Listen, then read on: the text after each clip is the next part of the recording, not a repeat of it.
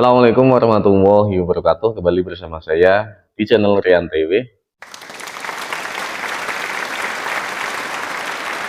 Baru-baru ini pertemuan antara partai politik begitu cairnya.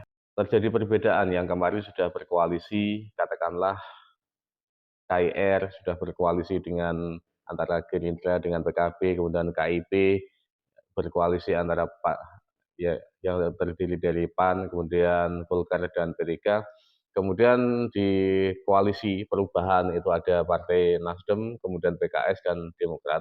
Dan yang paling cair banget ya, ini terkait setelah pendeklarasian pencapresan Ganjar Pranowo kemarin adalah KIB. Jadi KIB ini seperti partai yang masih koalisinya itu masih galau, seperti galau ataupun semacam masih menimbang-nimbang satu sama lain ya, seperti itu. Jadi partai yang terdiri dari P3, PAN, dan Golkar ini kemarin malah ada salah satu partainya itu yang sudah menyatakan mendeklarasikan Ganjar Pranowo itu partai P3, itu sudah mendeklarasikan.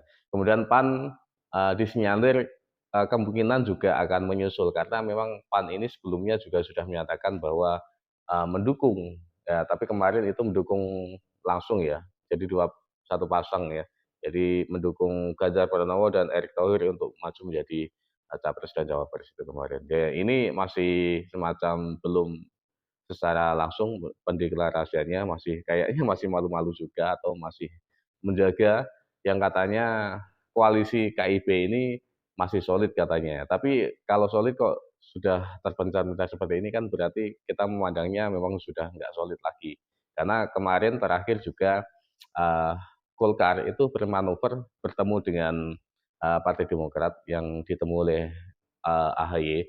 Di situ secara beritanya ya, ini beritanya itu menyatakan bahwa pertemuan ini adalah pertemuan untuk menjaga semacam kekompakan, untuk menjaga semacam di situ memastikan bahwa pemilu yang akan datang ini pemilu yang aman dan tidak ada atau menimbulkan perpecahan satu sama lain. Begitu juga ada dalam konversi itu yang menyatakan bahwa pertemuan kemarin itu untuk menjaga bahwa uh, pemilu ini adalah pemilu yang terbuka, bukan pemilu yang bukan apa semacam tertutup ya seperti itu ya. Karena mereka sebelum-sebelumnya sudah ada wacana untuk adanya pemilu tertutup seperti itu ya. Jadi itu pembahasan yang mereka akui ya, tapi kita yakin ya bahwa di balik itu mereka semacam ada saling lirik-melirik ya, seperti itu ya.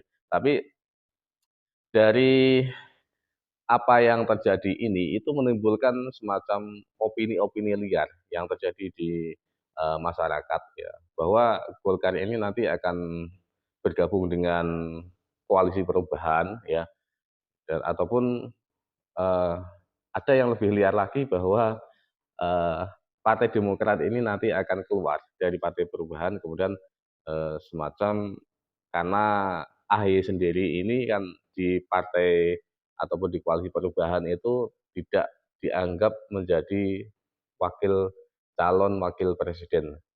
Nah, bah,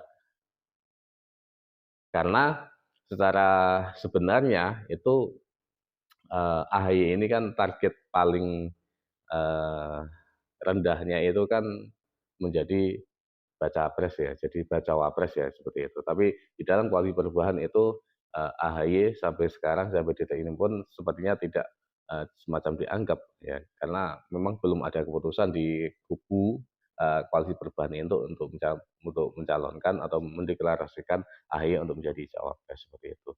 Dan apakah ini nanti akan terjadi ya kalau dalam hal ini Erlangga Hartarto itu kan eh, mematenkan dirinya, semacam menguatkan dirinya bahwa Erlangga ini akan menjadi salah satu kandidat partai ya, kandidat akan menjadi salah satu kandidat dari bakal calon presiden. Nah, kalau ini terjadi, ini pasangannya nanti akan beda lagi ya. Jadi koalisi ini akan terjadi perubahan yang besar lagi ya. Jadi kemungkinan PAN bisa masuk lagi ke KIB ya, yang terdiri dari 3 partai, kemudian anggotanya itu berubah lagi menjadi PAN, kemudian Demokrat, kemudian Golkar, itu bisa seperti itu.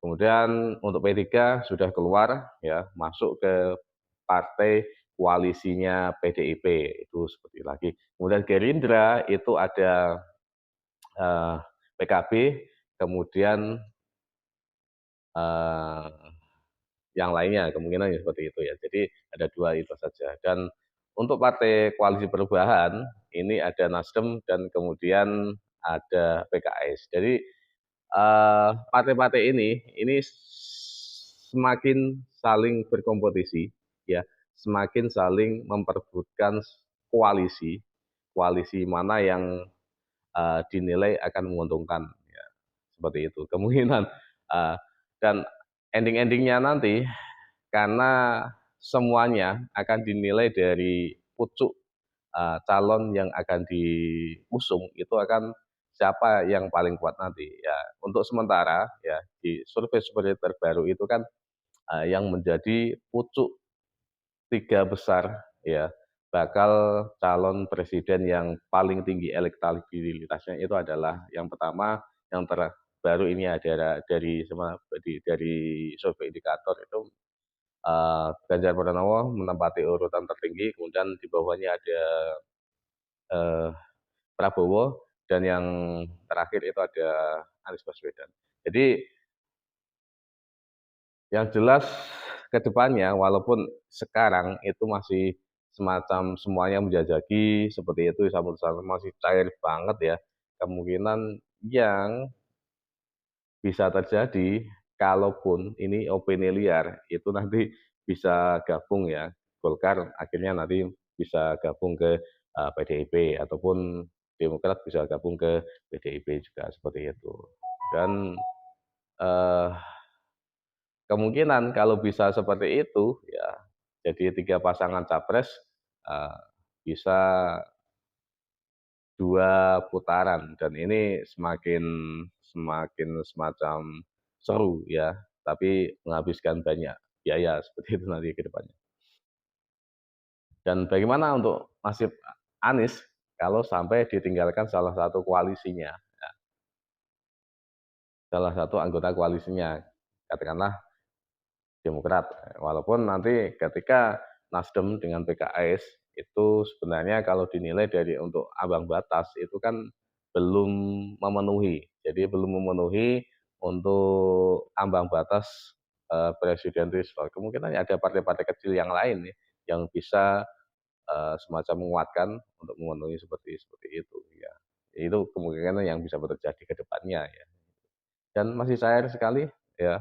Kita tunggu lagi. Yang terakhir kemarin masalah berita Gibran mengumpulkan ya apa relawan-relawan Jokowi itu kemarin juga masih ya semacam rahasia dan kita sebagai masyarakat itu ya cuma bisa menunggu dan bisa menebak-nebak ya karena mereka yang menentukan semacam bagaimana yang terbaik untuk mereka. Ya seperti itulah politik yang semakin ini semakin cair ya, karena yang dikejar adalah bagaimana kepentingan mereka itu terakomodasi seperti itu. Terima kasih dari saya. Assalamualaikum warahmatullahi wabarakatuh.